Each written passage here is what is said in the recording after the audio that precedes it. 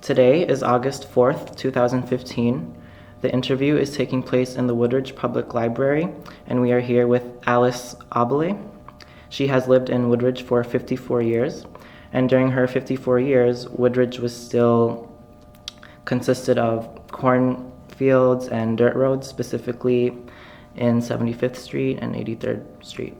75th was 2 lanes. And 75th Street was also 2 lanes. Okay, so beginning with your earliest years, where were you born? Chicago. Chicago. And who was the first immigrant generation from your family? My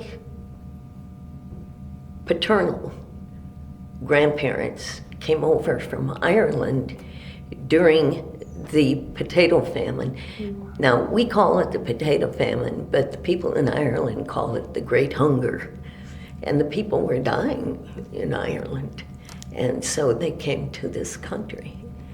So we go back probably about 4 generations. They were probably my great-great-grandparents that came over. Because the Great Famine was just before our Civil War in the late 1840s. So. And what do you know about your mother? Now there's something different. On my mother's side, her great-great-grandfather and his cousin came over from France. And they came to Canada, settled in Quebec, and they had a grant from the King of France to hunt because beaver skins were the big thing, and they made hats out of them, and that was the big thing then. So they got permission to hunt beaver, but they decided that they didn't want to go back to France. There was a lot of upheaval.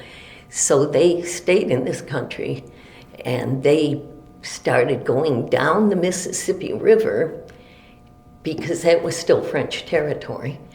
And they would trade with the Indians. Well, there were no French women, so both of them married native Indian girls. And then their children also married. So my grandmother was half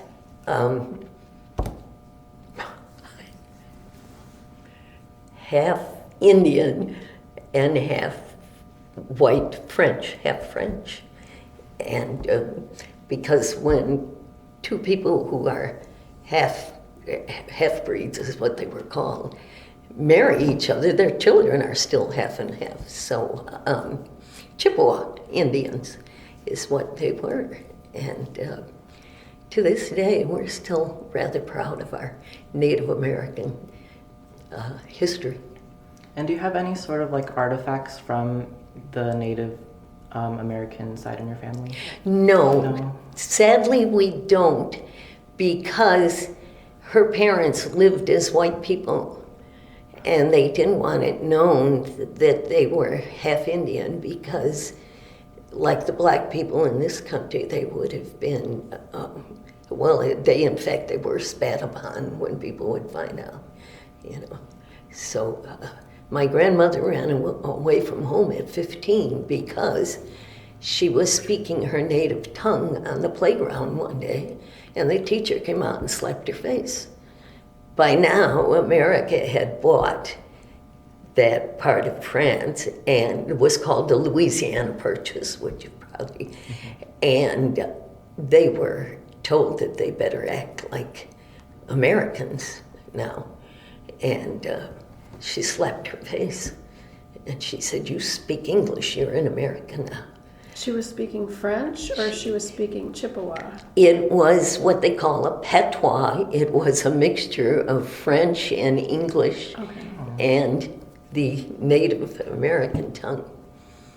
And that's how when they came down the Mississippi to trade with the Native Americans, they brought what the natives called the black robes, which was the Jesuit priests who converted the natives to Catholicism. And the first marriage between a white person and a Native American on the shores of the upper Mississippi was one of my great ancestors, a great uncle or something like that. It was the first Christian marriage. And how we know all this is the records from the church, because there was no other. The French government was over in France, and our government didn't extend beyond the Mississippi before that.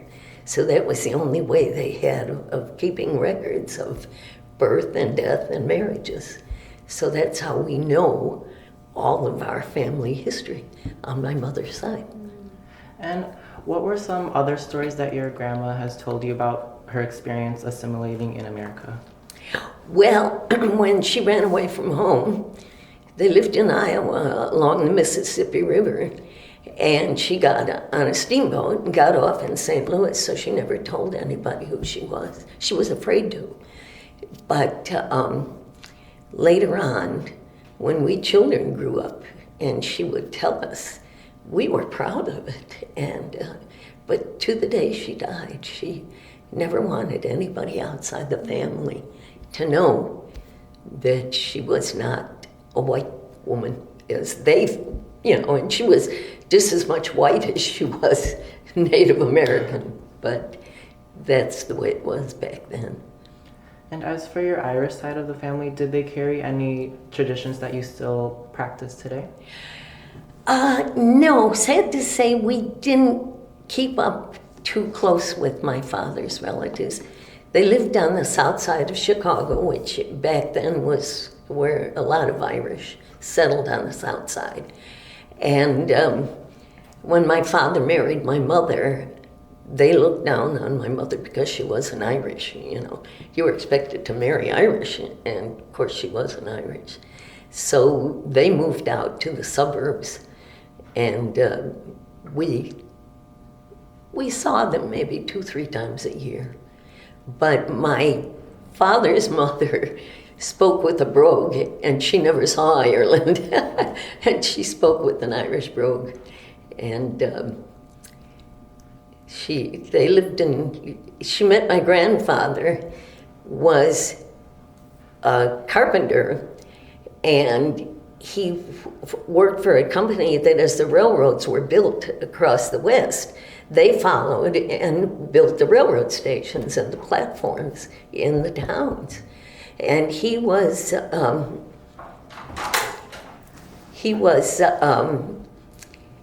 renting a room. My grandmother's mother owned a boarding house in St. Louis, and she rented out rooms. And of course, my grandmother helped her with the cooking and all of that. And my grandfather was boarding there, and he used to tease her. And he said, I'm going to leave, but when I come back, when we've built all these railroad stations, I'm going to come back and I'm going to marry you. And she would say, oh, you're fresh, but he did. He came back and she married him. And they came to Chicago, and he helped build, have you ever heard of the stockyards in Chicago? I haven't. It was the biggest butchering place in the United States, where they butchered all the cattle and the pigs that came through. And that's where, who's the people make the hot dogs? Oh, the ones that everybody eats, Well, anyway, that's where they got their start, was in Chicago. Although they were Germans, but they came over and started buying the meat and making hot dogs. So, so that's my family history. All right. Okay. So how would you describe your childhood in Chicago? Well, I was 2 years old when we moved from Chicago to Maywood. Oh. And It was a fun childhood. Of course, I was born in the heart of the Great Depression, 1933, and luckily my father worked all through the Depression. And we lived in we rented a little bungalow on 8th Avenue in Maywood, and it was fun. We played in the streets, we used to play a game, I can't forget what, of course, hide and seek, everybody played that. And we played another game where the one who was it would hide their face and count, and then they'd count to about 20 or something and say, okay, all on my goal are it. Well, you had to run and kick the can, that was it. We'd get an old coffee can or something and put it in the middle of the street. And if you got there and kicked the can before the person who was it did, then you were home free. But if she got there first and kicked the can, then you were the next person who had to be it, So that was one of the games that we played. And then all the homes had concrete steps leading up to them. There were about 6 steps. And one person would be it.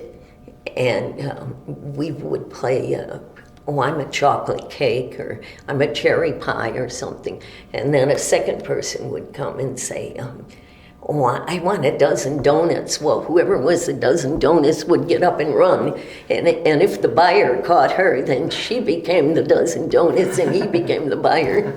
That's the kind of games we played. So can you describe in more detail about your experiences through the Depression as a child and how it affected your family? Yes. Even though my father worked, they had what they called Hoover Days. Hoover was the president then. Mm-hmm. And every man had to give up at least 1 day a week to somebody who was out of work. So you only got 4 days pay. But we had 4 children in our family, so 4 days pay didn't go too far. And you wore a lot of secondhand clothes. I was the second little girl. I had an older sister and a younger sister, so I got all the hand-me-down clothes, and by the time I had worn them, they were too worn out, so my little sister got new clothes. So I was the middle kid, but it didn't bother me. And then when we went to Catholic school, we had to wear a uniform, and it was most awful. It was a black serge, which is a woolly, itchy material, and it had cuffs that you put on every day that snapped on, and they were made of white celluloid. And there was a celluloid collar that tied with a big red satin bow. And that, when you got home in the evening, you had this red mark on your neck. And that was the first thing we had to do when we got home. My sister and I, you took these off, and you laid it on the kitchen sink and scrubbed it with soap and water, because you didn't want it. It had to be white. Oh my goodness! And we wore knee-high stockings that we held up with a garter belt. And if you didn't have the proper uniform, they sent you home. And one day I had a hole and I only had one pair of stockings, and I had a hole in the knee. And my mother said, if you wear it, the hole's only going to get bigger. Leave it home and I'll mend it. And wear your long white stockings that you wear on Sunday. Well, when the nun saw me, she turned me around and go home and get the proper stockings on. I didn't have the proper stockings, so I stayed home that day. Got one over on the nun. So how strict were the nuns at your school? You know, they were very strict as far as you had to do your homework, and you didn't talk in school, you didn't chew gum or anything like, but they were very loving people. And of course, as a child, you don't appreciate that. You know, oh, she was so mean and she made us do this and made us do that. But when I got out of grade school and was going to the public high school, we used to go back and visit them. And to this day, I look back at them and I learned a lot from them. And a lot of my success in life, I contribute to them because they were, you obey the rules, period, end of sentence, you know. But it was a good thing. And I'm very glad that I had that. And was that school a co-ed school or was it an all-girls school? No, it was a boys and girls school. Now, at that time, this is when we moved now. See, we moved when I was 8 years old. We moved from Maywood out to Hillside, Illinois. But then Hillside was considered the boonies. And the kids came, some of the kids came in overalls, you know, dungarees, we used to call them bib overalls, and plaid shirts, you know, and you wore whatever you wanted to wear. And we couldn't get over that, you know. We came home from school the first day, and we said to our mother, they don't wear uniforms. And they come to school, the boys come in dungarees and bib overalls. And so it was quite a change for us. But, and it was a big old school on Wolf Road in Hillside, and it was shaped like a cross. And there were 2 grades to a room. And so you had the same nun for 2 years. Well, I didn't like the nun I had for, 5th and 6th grade. So, and I'm thinking, oh, good, when I was going to be in 7th grade. Well, to my surprise, I got to school, and she had been promoted, so now she was the 7th and 8th grade teacher. But she's the one that I look back, and she taught me a lot of things that have helped me through life. So I look on her as a really good friend now. And what grade did you go to public school? I started as a freshman in high school, and I went the 4 years to public high school. But I went 8 years through Catholic school. So. And what was the transition like from going to Catholic to public school? Well, for one thing, I went from a class of 8 girls and 4 boys to a class of 900 in the school. And I didn't see any of the kids I graduated with for almost 2 years because it was such a huge, it was the largest public high school in Cook County at the time, even the high schools in Chicago. And kids came from all over. Maywood, Bellwood, Hillside, Westchester. Some kids came from Melrose Park. So really, it was a huge school, and it's still there today. So. Did this school have any sports or activities? Oh, yes. We had football, of course, and there was, we competed against the other schools. They had a basketball and baseball team. Baseball wasn't too popular, but the football and the basketball were big teams. They had swim team. We even had golf. It wasn't like a 9-hole, and the holes were pretty close together, but the kids learned golf, and they had a track, you know, yeah, it was really, and they had 2 swimming pools, one for the boys and one for the girls, so that was kind of nice. You learned swimming. Yeah, it was very good. And the year our major foe was Oak Park, and in years we had never won the district thing against Oak Park, but the year I was a senior, Proviso had an undefeated year. Every football game we won that year. So we were the champions. It made all the newspapers, and so we were so proud. Our class of 51. Woo! Was there any racial or ethnic tension in high school that you noticed? No, and we had quite a few black kids because in Oak Park, Oak Park was a wealthy community at that time, and a lot of these people had black servants in their homes. But there was a law in Oak Park. No black person could be in Oak Park after 6 o'clock at night. Can you imagine that? So they had special buses, and most of these black people lived in Maywood. And so they would get on these buses and go home to Maywood at 6 o'clock in the evening. So, and Maywood was, Proviso was in Maywood on First Avenue in Maywood.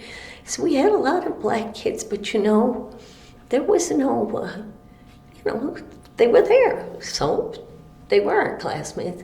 And out of a class of, by the time we graduated, there was 870 some odd kids in my graduating class. And there were only 2 girls named Alice.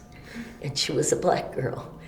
And she was 6'2", and I was 5'2". So we were known as Big Alice and Little Alice. And whenever she was in my gym class 2 years in a row, and whenever she had to choose somebody, she was always the captain of the basketball team, naturally, and the what's that game where you hit a ball over a Volleyball. Yeah, and the volleyball, because she was so tall. And of course, nobody wanted me. I was so short. But she always picked me. She'd say, I pick a little Alice. And they'd all go, oh, Yeah. So when we had our 25th class reunion, which was in 1976, and by then, the black people had won pretty much their, so anyway, she came to it, and being tall, I could see her come in the door, but she couldn't, and she kept saying, where's little Alice? Where's little Alice? And finally I put my hand up and I said, here I am. And we came, and we threw our arms around each other and kissed each other on the cheek. And then she gently pushed me back, and she says, 25 years ago, we couldn't have done this. We would have shook hands and said, oh, it's so good to see you. And I thought, yeah, it was so nice to be able to just give her a hug and a kiss after that. So it was nice. Very. So what brought you to Woodridge? Well, we were living in Chicago about 3 blocks from Midway Airport, and they put jets in. And the jets took over right over the top of our house. And I was doing the dishes one day, and the jets, they turned their engine on. They took off under prop power, but they turned their jet engines on right over my house. And my cabinet door opened up, and the cups fell out and bumped me in the head. And I said, that's enough of this. And my husband worked nights, and he was trying to sleep during the day in the roar of these planes, so he said, we've got to move. Well, I was expecting my 5th child, so we're looking for a house with 4 bedrooms. We couldn't afford anything that we wanted, we couldn't afford, and what we could afford wasn't big enough. And one day the children were getting, anxious to get home, and we're in the car in Glen Ellen. Well, Glen Ellen is really expensive to live. So my husband says, I-55 is open all the way to Lamont Road. And he said, why don't we take Route 53 to 75th Street to Lamont Road, and we'll get home a lot quicker. So we're coming down 75th Street, which was all cornfields, and all of a sudden, here's all these houses in the middle of the cornfield. And we said, what's this? Well, there's a big sign, Surety Builders. And lo and behold, they had this big 2-story house with 4 bedrooms. And we said, oh, so we went in to look, and they said, well, we're closing in half an hour, come back tomorrow. So we dumped all the kids on my parents for the day, and we came back, and we bought the house. And we lived there in that house for 32 years. And now I'm living in the condos on Woodward Avenue, across from the Costco. Oh, really? Yeah, because my husband passed away, and I didn't need a big house anymore, so that's where we lived there, raised my kids there, and it was nice, it was fun. And I still, there's only 2 people that still live there that I knew. They've either died or gone to Florida or California or somewhere like that. But I stuck it out. And when St. Scholastica celebrated their 50th anniversary in 2012, I went to the dinner dance. And I was sitting there with a bunch of friends of mine, and they came up and they said, well, we want to have a little bit of a historical thing here. And so they called my name in it. Well, it turns out that me and about maybe 10 other families are the only founders, because we were the parish founders. There was no Catholic Church. And so they introduced us all, and we got to stand up there and tell a few little stories about St. Scholastica when it was brand new. And you were talking earlier about the unfinished house that had first and second grade. First and second grade. Yes, and the kids, the school wasn't built yet. And so they rented. I don't think they even charged the Catholic Church rent, because they were so glad to have a Catholic school. It was a selling point for all these people coming out here. Oh, Catholic school right there. So it was a ranch house, but all they put in on the inside was a bathroom. They didn't put walls in, and that was first and second grade there. And then the other was what they call a raised ranch. And same thing there, they just put the bathrooms in. And that was 3rd and 4th grade. And that's all we had the first year. But then when the school was built, we had the complete 8 grades the 3rd year that I lived out here. So, that was nice. But to tell you a funny story, while we're waiting for our church to be built, they started holding Mass in the gym at the public school, the Woodridge Public School. And the Lutheran Church had come out here to Woodridge, and they too had built their church yet. So we would come in and we would have Mass on Sunday morning. One of our parishioners was a carpenter, and he built this beautiful wooden altar that collapsed. And they stored it in the attic up over the stage. And so on Sunday mornings, the men would come and set the altar up and everything. And then we would pull out the chairs and set them up. Well, then when we had our first Mass, we'd get up and leave and turn the chairs all around so it faced the back of the gym, and the Lutherans would come in and set up their altar, and they'd have their Mass. But they were a small congregation, so they only had one Mass. So then after their first Mass, then they'd turn the chairs around again, and we'd have our second Mass. And our priest lived on 75th Street in a little ranch house. And one morning he didn't come, and he didn't come, and he didn't come. So I went and called. There was a wall phone in the hall, and I called. Well, his father lived with him. And his father said, it was bitter cold January morning. And his father says, we're going to be late, but we're getting there. So I said, well, all right, everything's ready and everybody's here wondering, So they came, and his father's walking behind him, jawing at me. And I told you, but you wouldn't listen to me. You kept saying, I will. And he turns around and he says to me, you know why we're late? He says, he left the wine in his car overnight and it froze. And he says, when you called, he was standing at the kitchen sink running the bottle of wine under the faucet, trying to thaw it out. And he says, but you know how he is. He never listens to me. And Father turns around. Now, in case you don't know, I don't know, the Catholic priests don't marry. They can't marry. His father turns around and says to me, he's going on, and Father turns around and says to me, living with him is worse than having a wife. And I says, how would you know? So that was a funny. Then once again, he was late coming. And his father says, you know where he was when you called? I said, no idea. Sitting in his easy chair watching, the TV had gone off, and they used to have the sign came on after there was no TV going, but they didn't.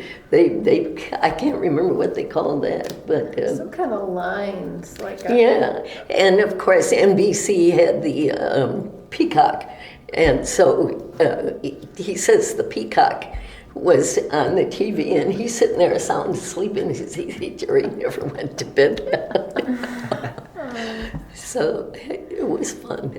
So I told that story at the banquet that they had that night, and of course everybody roared with laughter. And of course he's very old now. In fact, I think he passed away last year.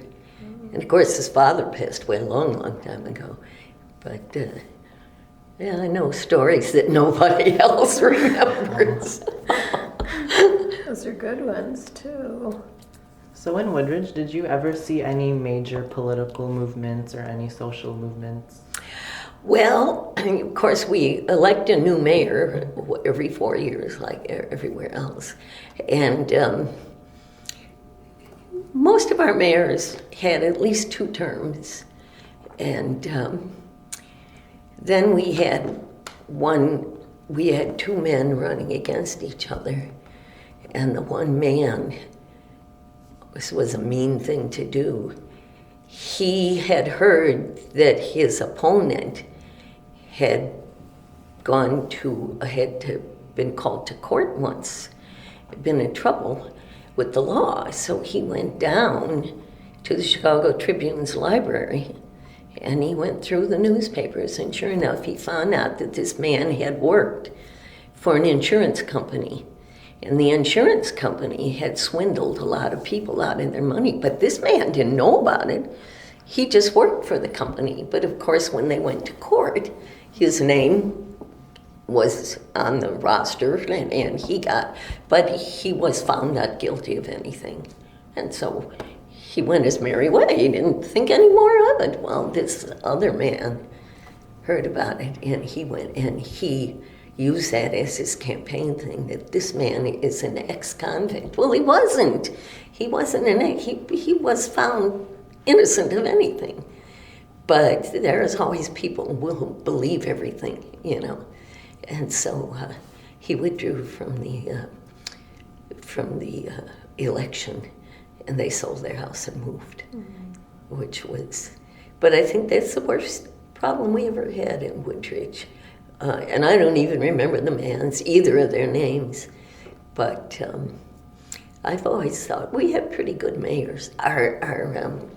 Now Gina, who's our mayor now, was in my 6th grade religious class because she didn't go to Catholic school, so on Sundays she had to come to Sunday school, and she was in my class at 6th grade, so I know Gina, and I always tease her and say,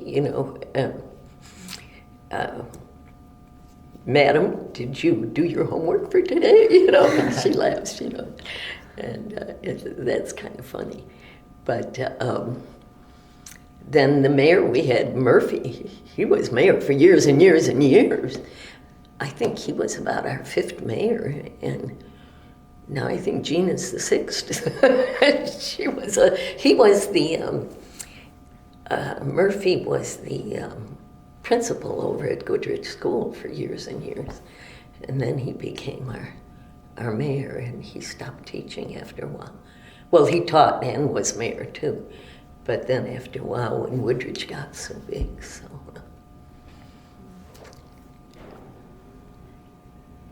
So what were some new major projects that you saw being constructed while living in Woodridge? Like any new parks or stores? Well, we didn't have any parks. So then the first really big major thing, there was a swimming pool on the corner of Woodridge Drive and Forest Glen.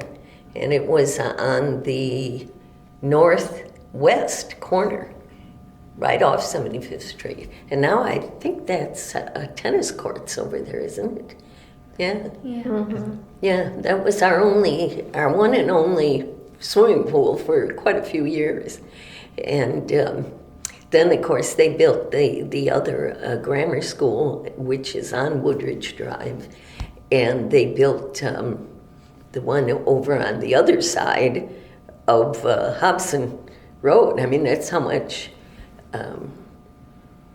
this community has expanded since I lived here. There was nothing on this side of 75th Street. It was cornfields. So those were the two major things, was that swimming pool. And then there was a little on the southwest side of Forest Glen was a ranch house, and the downstairs was the police department, and the upstairs was our first library. Wow. And then they moved from there to another ranch house, which was right on 75th Street, faced 75th Street. It was a little bit bigger, and the police department needed the whole thing. But then the police department built on 83rd Street. It was like a Quonset hut. You know what those are? During the Second World War, they look like a half circle, but it's really a big metal building. A lot of farmers have them now instead of barns. And that was our fire department and our police department, and we even had a jail. Was it ever in use? Oh, yeah, one of my sons, they called me one night, and I went down there and got him, and he's sitting in the jail. Well, a bunch of kids had gone out trick-or-treating on Halloween, and this one kid that wasn't even with them, with their group, but of course there's so many kids, and he was going along the street throwing people's pumpkins. A lot of people carve their pumpkins, leave them on the street, and he was going up and smashing them in the street. And this one man called the police. Well, when they saw the squad car coming, they all ran. And I said, well, what'd you run for? He says, well, everybody else was running. So I ran him. He was in 8th grade at the time. So I had to go out and get him and bring him home. So that's the only time I ever saw the inside of the police station. Thank God.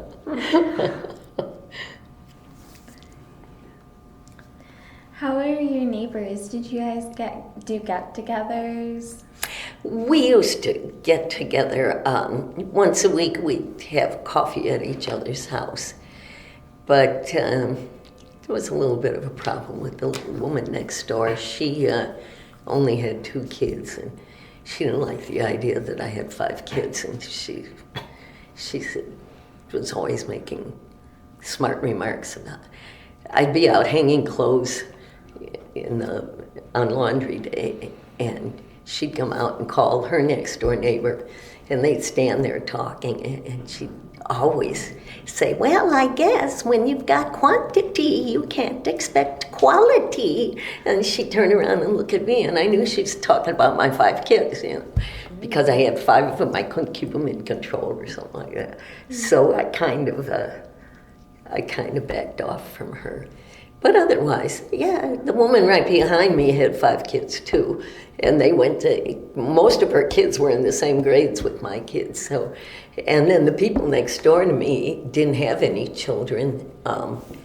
So they sold their house and moved away, and his parents bought the house from them, and they were much older people, so they were good friends, and almost everybody in the neighborhood, the kids all went to school together, but then after about 5-6 years, there was only one other woman and I that were stay-at-home mothers. The others all got jobs and went out to work. So they started putting that sign up, the blue hand, if kids were being threatened by anybody, that they knew that they could come to my house and I would take them in. So she and I were the only two on the block. So I said, okay, they could put the blue hand in my... And I did get several kids who were being bullied by other kids. And so they'd come and knock on the door and call me. They couldn't ever say my name right, so they never said Aubele. They called me Mrs. Aubs. And they'd say, Mrs. Aubs, can I come in? He's beaten up on me. I'd say, okay. And then one day, after the junior high school was built, she called me. Now, this was years later, and there were no little kids on my street anymore. But somehow or other, she got my name. And she said, he's sick, and he's got a headache, and he's dizzy. And you're the woman that takes the kids in. Well, I didn't even know this kid. My kids were in high school. And I said, well, okay, So she brought him over. The teacher drove him over to my house. And I had made a bed on the couch, on the living room couch. I put a sheet on the couch and a pillow and a blanket. And he came in. He did. He had a fever. But I didn't want to give him aspirin because some kids are allergic to it. So I gave him a cloth with cold water on it to put on his head. And evidently the school called his mother. I didn't know his mother. But she came to the door and picked him up at 5:30. She didn't leave work to come and get him. I guess she figured he was in good hands. So I can't even remember the kid's name now. That was a long time ago. But you had a reputation. Yeah. And to this day, when I'll be in the Jewel and I'll see some man and he'll have his own kid in his arms or leading by his hand. And he say, Mobs, oh, hey, how are you? Remember me? And I'll say, no, not really. But I was a Girl Scout leader for 5 years. I was a Cub Scout den mother for 3 years. I did, have you ever heard of Picture Lady? Mm-hmm. At the school, it's where you get copies of famous paintings by famous artists, and you come and you tell the children about it. You go from room to room and you hold up them and you tell them about the artist and about the picture and all of that. And I did that for about 3 years. And so one day, about 20 years later, I'm walking down the mall in Yorktown, and I hear this voice, hey, Picture Lady. And I thought, it can't be me. So I kept walking, and pretty soon, Mrs. Obbs, Picture Lady. And I turned around, and it's this tall young man with a baby in his arms and a young woman beside him. And he says, I want you to meet my wife and my baby. I thought, oh my gosh, am I getting old?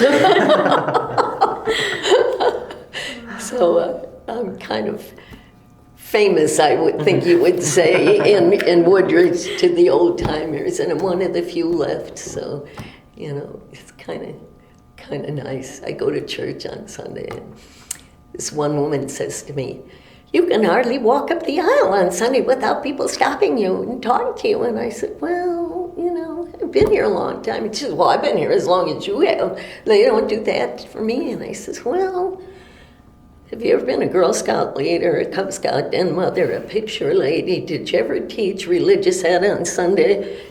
"No." I said, "Well, I did." And they remember me. And it's kind of nice. It's kind of fun to be. So. To be unforgettable. Well, I talk a lot, as you can see. I'm a storyteller. I'm Irish. I'm a storyteller, and the Irish are known to be storytellers. Yeah. So, well, you've told us quite a lot. Were there things that we didn't ask you about? Well, I was going to tell you that when we moved here, all we had out here was 2 gas stations. They were both on the south side of 75th Street, one on the west corner, one on the east corner. Well, then they got rid of that one, and they had a 7-Eleven store there. And now then the Jewel came in, so the 7-Eleven came in. Now it's called the Fifth Third Bank is there. But I got to tell you something about that 7-Eleven story. It's the first murder in Woodridge. What happened? 17-year-old girl. A friend of my daughter's went to school with her, and she had a summertime job there. These 2, one was 16, one was 14, boys from Downers Grove. And they're walking around the store, and then they walk out.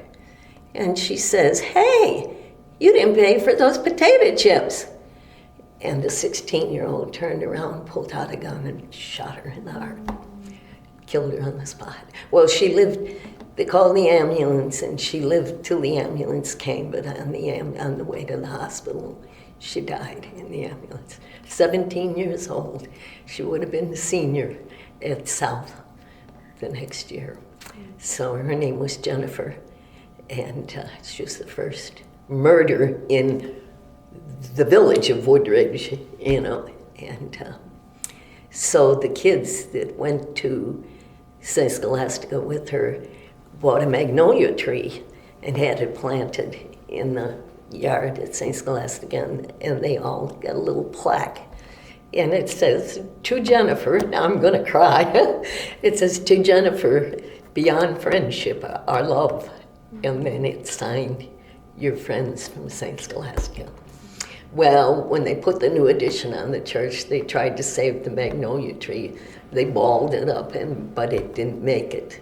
So the tree isn't there anymore, but the plaque is still there. So that was our first murder in Woodridge. So since then, there's been a couple more, but they weren't that tragic, you know, a young girl like that.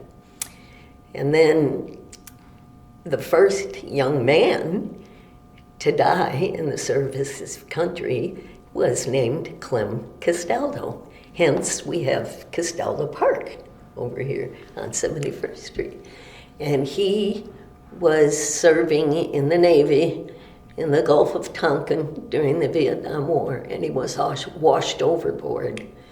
And nobody noticed it because I must have been the aircraft carrier.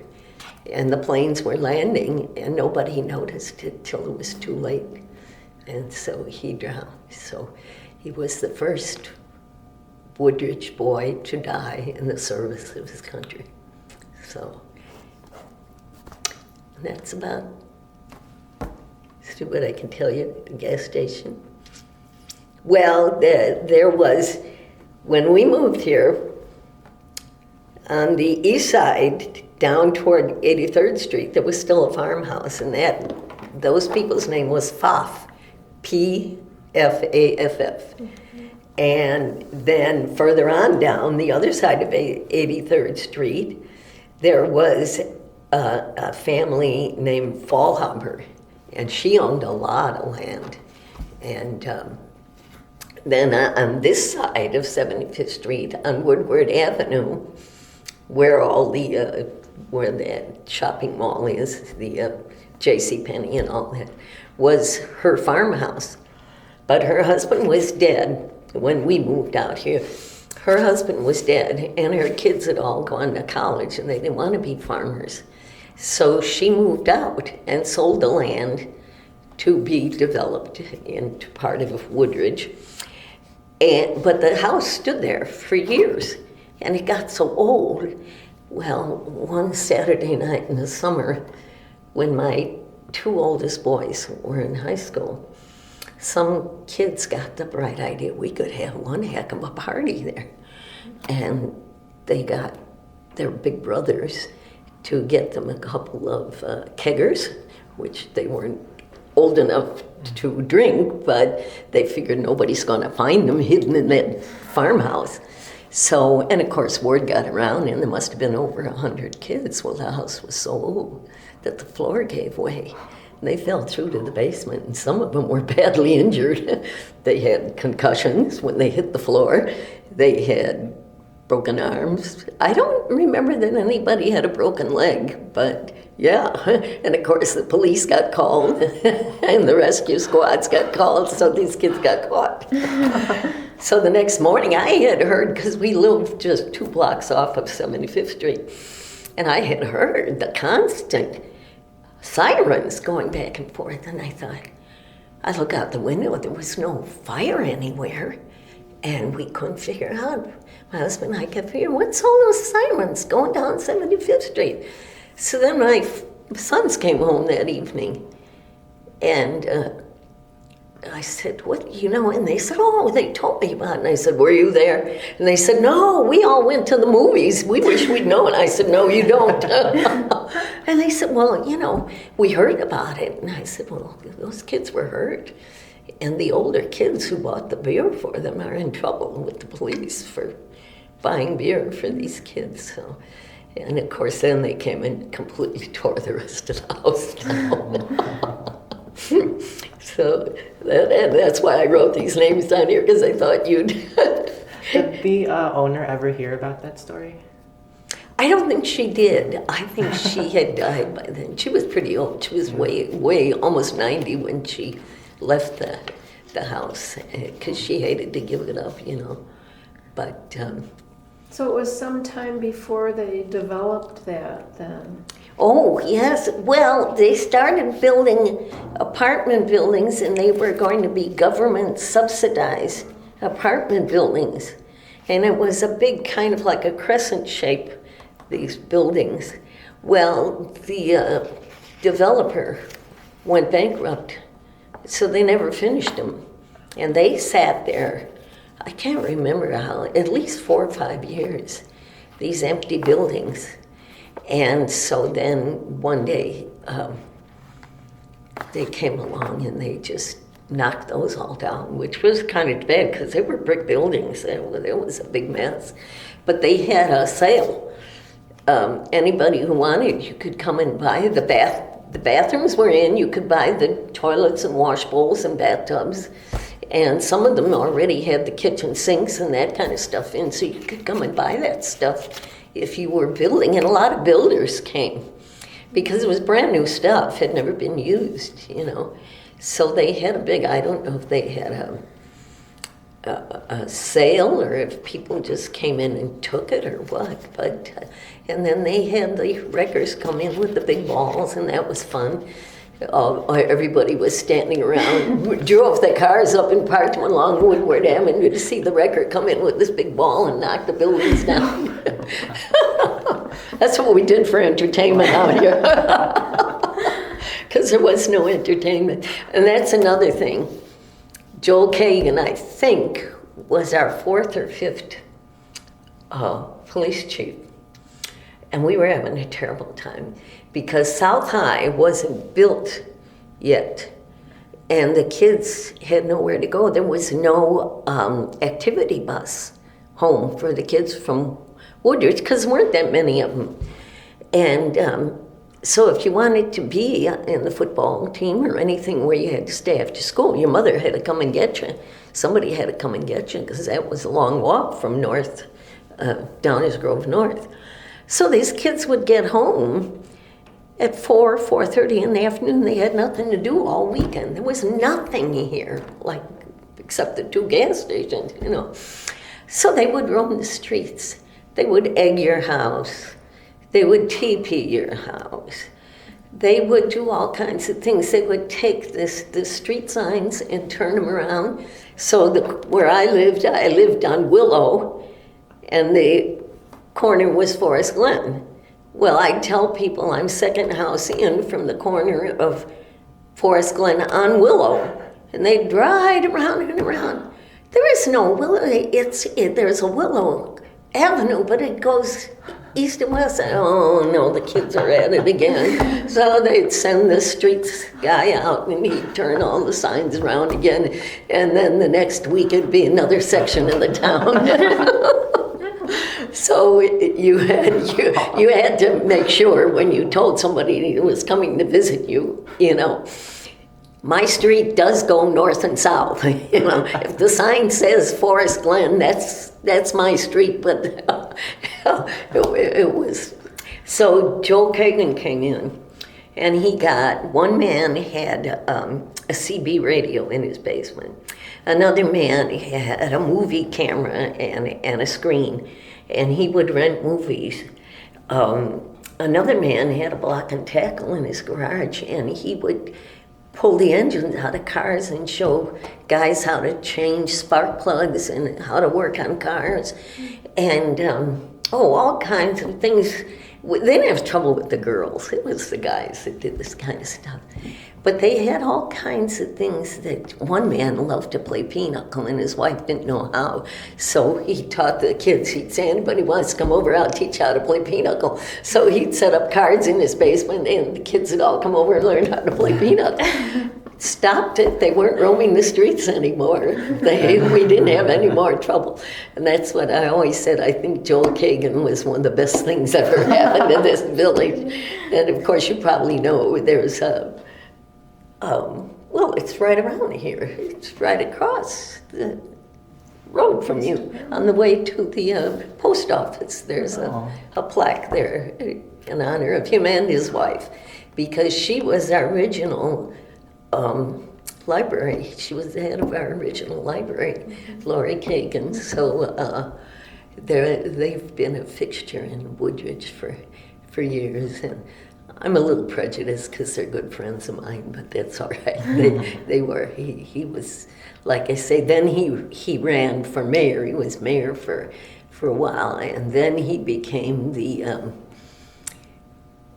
DuPage County clerk of the DuPage County Circuit Court, and that's how he ended his career. So he's kind of a big poobah in the county now. He died. But I knew him back when. And he always took, and I'm a Democrat, and I don't try to hide it because I was a Democratic election judge for 35 years, so everybody knows I'm a Democrat. And of course, he was Republican. And he always used to say, I'm gonna get you around yet. And I'd say, oh no, you're not. So I think the last thing he ever said to me, I was coming into church one Sunday morning, and he said to me, here comes my favorite Democrat, and I'm still going to get you. Well, he didn't make it. He died before he... He died before he made it. I'm sorry, Joe, wherever you are. He's probably up there trying to convince St. Peter to be a Republican. We used to really go round and round about that, tease each other about that. But he was a good man. So there was another story I was going to tell you, and I forgot what it was now. Oh, well, it must have been a lie. My mother always used to say that. She can't remember it. It must have been a lie. But there was another story about Woodridge. Oh, I was going to tell you about Halloween's in Woodridge, when it was just from it wasn't all developed. On Halloween, 7 o'clock, this was another of Joel Kagan's ideas. 7 o'clock, everybody had to be no more trick-or-treating after 7 o'clock. But what they did, we had 2 squad cars, and they'd each start at one end and the other end at the village. And they'd go up and down the street, and as they got to the corner, they'd put their siren on, just like, woo, for a minute or two. And that was the kids' signal. Well, we'd head for where the pool was, hadn't been built yet. They'd all head for there. And the cars would go up and down, and all the kids would be there. And for 2 weeks before Halloween, they had this big post, looked like a cross, this big post in the ground with the crossbar. And if you had any kind of junk that would burn, old limbs from your trees that fell off, or if you had trimmed your bushes, you brought it there and you put it at the foot of this cross. Well, then some woman, I guess, I don't know, some good woman in the village would go and get black cloth. And she'd just cut a hole in it and drape it over this and tie it to make it look like the witch. And then she'd make a head out of white cloth and stuff it with I don't know what, probably dead grass or something. They had it, and then she put a witch's hat on. And the fire department was waiting right there, and they'd start the fire underneath this thing. And all the kids would stand there saying, "Burn, witch, burn, burn, witch, burn." And finally her dress would catch on fire and the whole thing would burn and she'd fall apart onto the ground. And the fire department would come over and put the water out and you went home. That was, Halloween was over then. Cool. You went home. But that was cool, you know, it was a nice thing to do. Well, then they made a law that you couldn't have any open fire burning. It was the state of Illinois law. You know, you can't have bonfires in your backyard anymore or anything like that. So that was the end of that. But at Christmas time, they did this for years, but then the village got so big. The fire truck, Santa would be sitting on the back of the fire truck. And there'd be 2 firemen along with him. And they had those, I don't know if they had any, they were like a net stocking, they were red. You probably remember them from your childhood. And filled with candies and all kinds of stuff. And Santa would, and as the fire truck was coming down your street, they'd turn the siren on for a minute. The kids would all have their jackets on. Of course, it was winter, and they'd be waiting at the end of the driveway, and the firemen would come out and hand them all a stocking. And that was always the Saturday before Christmas Eve. Was the Saturday they did that. So that was kind of a neat thing. But like I say, the village got so big, it would cost a fortune to give every kid a Christmas stocking. So it was kind of fun to live in Woodridge back then, you know. So I never would have known any of this. yeah. Those are good stories. Any other questions? No. Giving us a Covered it lot all. to think about. Yes, Alice. yes. Thank you so much. Well, you're welcome. You're welcome. And then this is another thing I got into. I went around on doors petitioning people. We wanted our own high school, and it was supposed to be right next door here, to where they have the village picnic every year, and that land was set aside for it, but they decided that it wouldn't be enough kids there then. So they built South High School instead. So I went around from door to door asking people to sign a petition to build South High School. So, because they were going to add on to North High, but there's not that much room there, you know. And what do you kids want to keep going way, you know, that's the other end of Downers Grove, you know. And a lot of times my kids walked home from South High. I mean, it's a good hike, but it isn't, you know, impossible. So, have you ever done it? Yes. Yes. Yeah, it wasn't that hard to do. But one thing, this didn't happen in Woodridge, but my 3 older kids, no, they were still in high school. The 3 boys were in high school, and they were combing their hair. And that's when they wore their hair down to here. And they're combing their hair and combing their hair, and I said, "You better get going, you're going to be late for school." The 2 boys were, I take that back, the 2 younger boys were still at Jefferson Junior High. My older boy was in high school. And so they go out the door, and the phone's ringing, and this woman answers. She says, "Alice, did you know there's an explosion over at those on Prentice Creek, those apartments on Prentice Creek?" And I said, "Yeah." She says, "Don't you know your parents live there, don't they?" And I said, "Yeah." And she says, "Well, the apartments are exploding. You better get over it." So, oh my gosh, I thought they'll be so scared. So I jumped in my car, and going down Woodward Avenue, and they wouldn't let me all the way. They had it blocked off. And so I ran through the yards. Well, it was a building where my folks lived, and the building didn't explode outward, it imploded. And they fell through and they were crushed to death. And my son was in the high school and he saw it and he just ran out of his class and ran to the building. And when he got there, of course it was too late, you know. So that's Downers Grove, that's not Woodridge. But everybody in Woodridge knew about it, you know. And that was a bad thing. One of the 2 sad stories I've told you. But Was it a gas problem or? they lived on, there was apartments on the ground floor, and then there was the first floor apartment. And my folks lived in the first floor apartment, and this young man that lived on the ground floor was despondent because his wife had left him and refused to come back to him.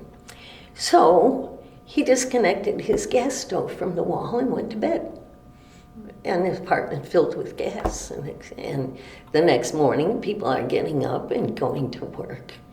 And something set the gas off. And the building just was a 3-story building. And my folks were in the middle, so they didn't have a chance. They wouldn't have been able to get out. But it was a section, there's a section here, and a section here, and a section here, and they're divided by what they call firewalls, which are brick walls, which are about that thick. So it was just that one section that was destroyed, you know, so. And now they're rebuilt over there, and you couldn't even tell that that happened. But I went there last, it was 40 years last November. And I figured, at my age, I'm not going to make it to 50, so I got 2 red roses.